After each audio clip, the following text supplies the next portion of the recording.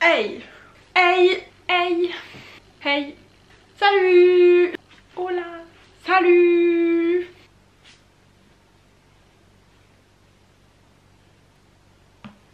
Hey. Aujourd'hui on se retrouve pour une vidéo standalone, livre unique, one shot, vous appelez ça comme vous voulez. C'est vrai que mes lectures actuellement sont souvent de ce genre de livres. Les autres livres ce sont des séries, donc vous les retrouverez dans la playlist trilogie et compagnie. On va parler tout de suite de Cogito de Victor Dickson. Déjà la couverture est sublime, mais sinon j'adore l'idée de la couverture, ça reprend trop bien l'esprit du livre. En plus à l'intérieur il y a des illustrations, donc j'adore quand il y a des illustrations à l'intérieur du livre pour mieux nous expliquer l'histoire, parce que sinon il y a des trucs, je vous avoue que là je serais vraiment restée dans le flou. Mais comment je vous explique ça? Dans un monde où l'intelligence artificielle, comprendre les IA, sont en train de prendre la main mise sur tout le travail destiné aux humains, il faut absolument avoir un brevet d'accès aux corporations pour pouvoir avoir un travail. Le brevet d'accès aux corporations, l'acronyme c'est BAC, et bah il devient de plus en plus difficile à atteindre. Roxane, elle est en terminale, elle va passer son bac à la fin de l'année, sauf que elle est ce qu'on pourrait appeler une délinquante et ses notes sont catastrophiques. Autant vous dire que là c'est mal parti. Sauf qu'elle postule un stage sciences infuses qui a la promesse de faire de la... Attendez. De programmation neuronale, voilà, c'était ça le mot.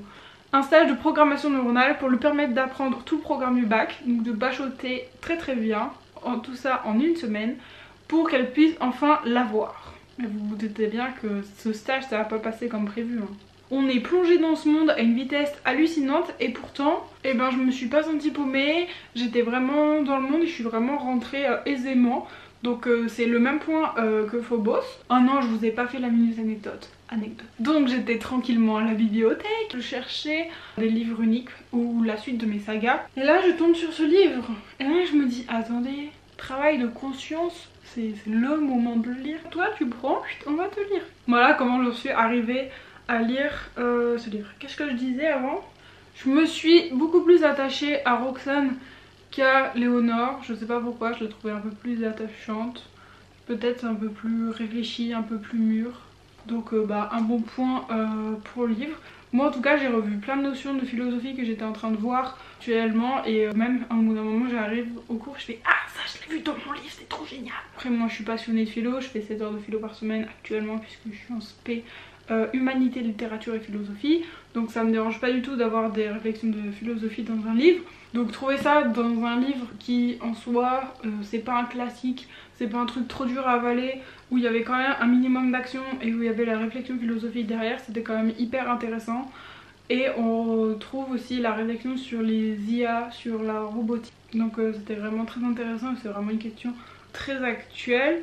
Même si on repart dans des siècles passés pour répondre à ces questions. J'ai été absolument happée par l'histoire. Faut savoir que les dernières pages, c'était fini. Déjà j'ai ouvert le bouquin, j'ai dit c'est fini, je vais l'adorer. Mais après je l'ai littéralement bouffé. Mais il était vraiment trop bien. Je pense que ce livre m'a vraiment marqué à vie et je pense que je vous le recommande.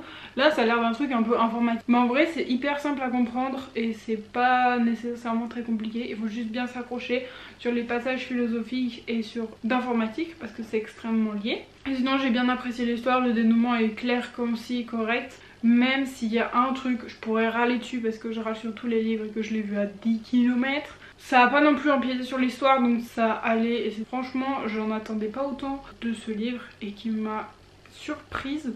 La mise en page est incroyable. La pagination peut-être. Moi je vous recommande vraiment ce livre, même si c'est une belle brique. Je sais pas si en fait je vous le recommande, mais en tout cas moi je l'ai très bien apprécié et c'était vraiment une très bonne découverte. Moi je t'aime bien hein. Donc normalement quand cette vidéo sortira, Phobos est déjà sorti. Ah oui, c'est ça que j'avais pas dit. Et du coup, il y a plein de réflexes... Dans ce livre, il y a des références à Phobos qui juste m'ont fait éclater de rire parce que c'était vraiment beaucoup trop drôle et que je m'y attendais pas du tout. Et juste j'ai lu la série Phobos il y a pas très longtemps, donc moi vraiment c'est vraiment quelque chose qui est récent dans ma mémoire. Et voilà, et en même temps que je lisais Cogito, je monte la vidéo de Phobos qui est prévue en février alors que là on est qu'en octobre. Et c'était vraiment trop cool de retrouver des éléments de Phobos dans ce livre et je m'y attendais pas du tout. Mais en tout cas si vous avez pas lu Phobos, ça va pas déranger votre lecture parce qu'en vrai c'est 3 lignes. Hey!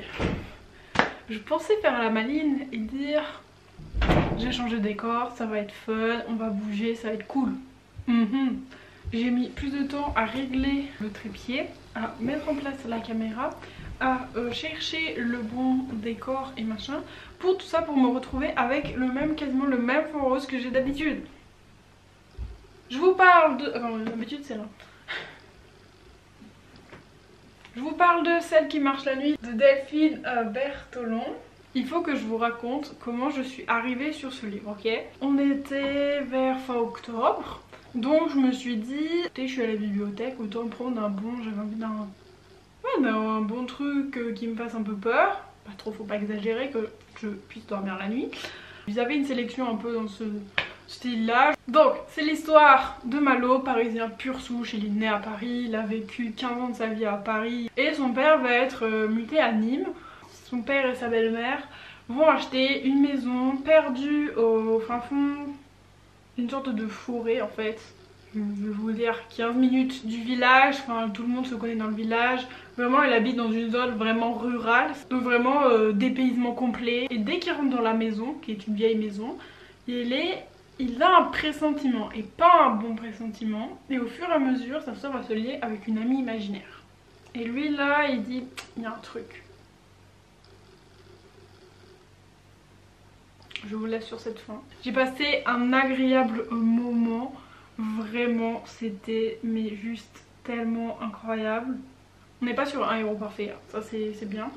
Tout d'abord on est parti avec le résumé de la 4e de couverture qui s'arrête à la moitié du roman. Quand j'étais à un quart, je racontais le résumé et je fais en fait je suis pas arrivée à ce stade là.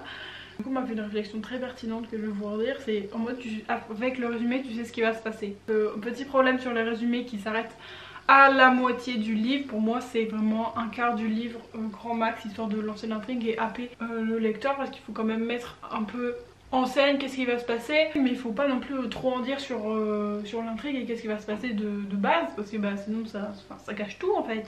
Le début était long dans le sens où la mise en place, on va dire que ça se fait progressivement, mais d'un côté on commence vraiment à s'attacher au personnage, on s'attache au lieu. Et du coup ça se fait que c'est pas vraiment très long et c'est quand même hyper happant comme livre. Fait sur un journal de bord, une sorte de journal intime avec les horaires et tout. Et moi j'ai vraiment un problème avec ça puisque je lis jamais les horaires. Et après il faut se dire ah oui ça c'était il y a 2 jours. Et donc voilà, petit peu de maths dans la chronologie donc ça peut être un problème pour certains. Et ça m'a vraiment hyper bien happé. J'étais vraiment dans ce truc, je veux savoir, dans ce truc un peu de frousse, qu'est-ce qui va se passer.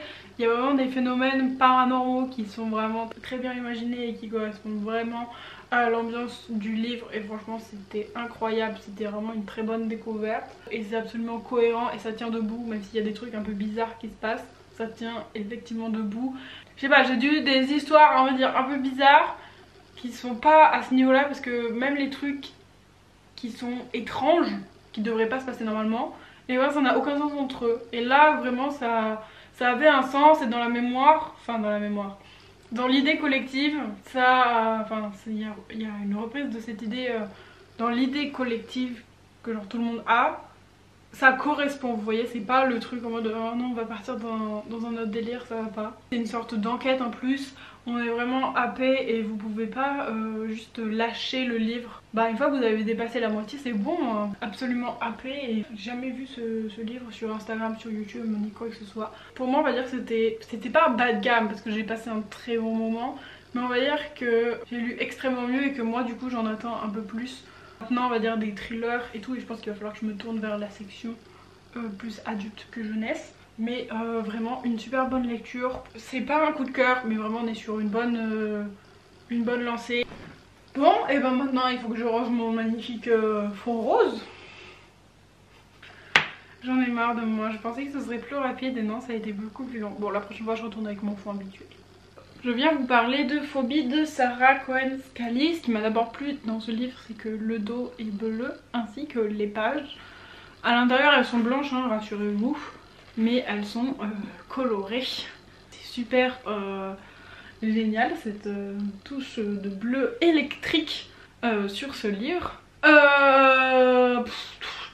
C'est l'histoire d'Anna Lefort qui depuis son enfance, elle a 16 ans au moment où les faits se déroulent, donc depuis son enfance elle a un cauchemar récurrent et elle va se rendre compte qu'elle est en train de vivre ce cauchemar et qu'il y a une personne qui l'a enlevée. Mais c'est aussi l'histoire du commandant Ferreira qui va enquêter sur cette mystérieuse disparition avec, avec le psychiatre de renommée, le docteur Fournier. Et ces deux-là vont arriver au point où il va falloir rouvrir l'enquête de la disparition du père de la petite il y a 11 ans. Normalement dans les thrillers / policiers on a toujours le point de vue de l'enquêteur. On a rarement le point de vue de la victime.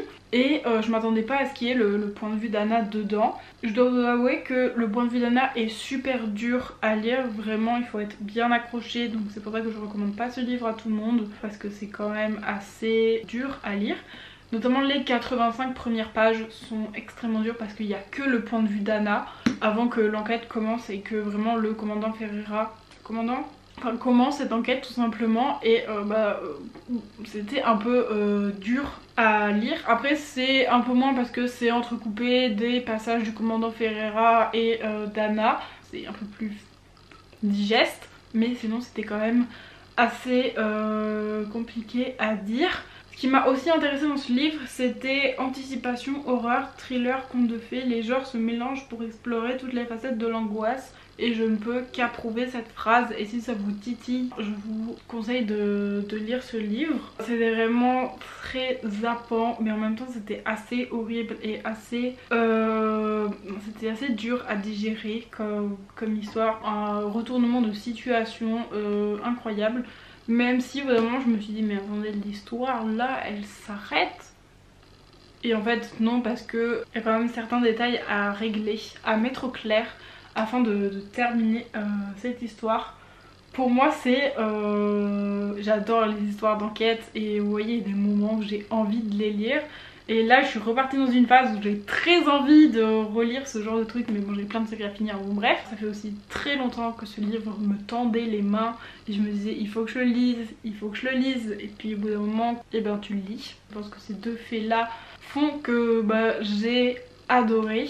Il y a aussi eu des rapports à mes cours que j'adore. Que du coup j'ai l'impression que ce que j'apprends se concrétise, mais c'était vraiment très bien écrit et vraiment le retournement des situations, mais j'aurais tellement pas pensé. C'était juste incroyable comme livre. Moi je suis impressionnée.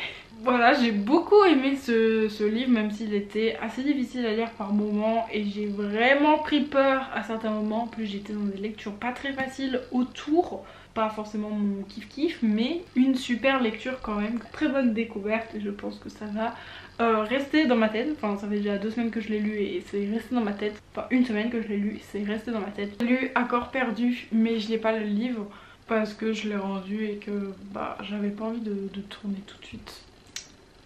Qui est pas ça. Voilà. C'est l'histoire de Sacha qui se fait emprisonner pour un crime. On ne sait pas s'il est innocent ou pas. Et il va s'évader et il va commencer une vie dans les montagnes. Et il va devoir faire confiance à quelqu'un. Mais il ne l'a jamais fait. Donc, peut-être comme ça, je ne sais pas. Bon, bref. Voilà, c'est une sorte de thriller. Enfin, j'aime bien l'auteur. C'est celle qui a écrit Et la lune là-haut. En tout cas elle a écrit Robin des Graphes. Je suis en train de lire Sauvé-Loup. Et il me semble que j'ai lu un autre livre de cette autrice. En soi ça m'a énormément plu, mais c'était pas un coup de cœur. Son père lui a donné une éducation vraiment bizarre. Ce qui est bien c'est que c'est un livre aussi qui prend la pandémie. C'est un livre qui se déroule fin 2020 je crois. Ou non, début 2020 et qui va jusqu'à 2021.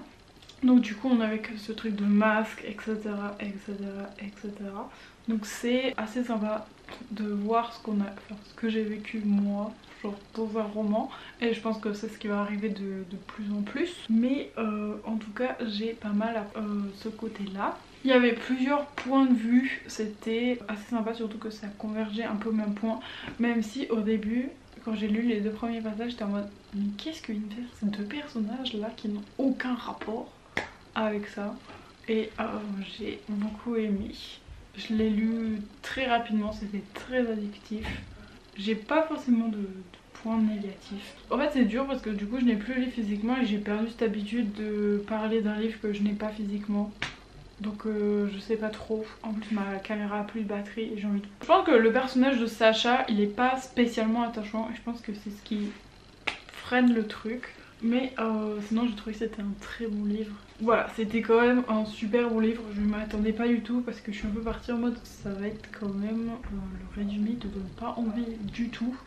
Mais vu que c'est pour un sorte de club littéraire dans mon établissement, je me suis dit quand même je vais le lire. Enfin je vais tenter du moins. Et après on verra. Donc c'est quand même assez chouette lecture vu que j'avais pas du tout d'attente. Prise dans ma lancée, je n'ai pas fini la fin, alors je la fais maintenant, une fois que j'ai fini de monter la vidéo. Et pour une fois, enfin le montage de la vidéo, ça s'est plutôt bien passé. Franchement j'ai été un peu étonnée. Non pas que monter les vidéos soit vraiment le truc que je déteste faire, c'est un truc que j'aime pas mal faire quand même. J'arrêterais ma chaîne YouTube si j'aimais pas faire du montage ou si j'aimais pas filmer. Et le montage des lectures, j'ai vraiment du mal parce que c'est quand même relativement répétitif. C'est juste moi qui parle face à une caméra.